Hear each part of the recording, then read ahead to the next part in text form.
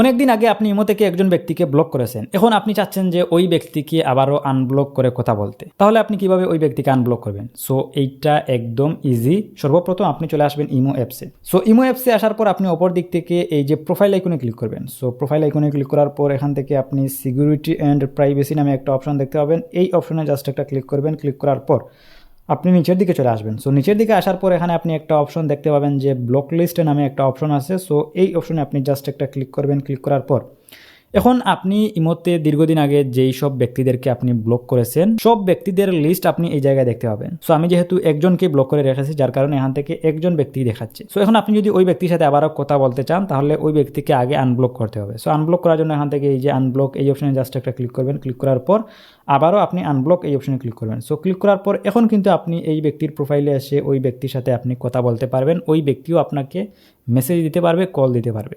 ঠিক আছে। So guys, এভাবেই কিন্তু আপনারা খুব সহজে ইমোতে যে কোনো ব্যক্তিকে আপনি আনব্লক করে কথা বলতে পারেন। ভিডিওটি আপনার কাছে কেমন লেগেছে আপনি চাইলে কমেন্ট করে জানাতে পারেন। আজকের মতো আমি জানাখানে বিদায় নিচ্ছি। দেখা হবে পরবর্তী ভিডিওতে। আল্লাহ হাফিজ।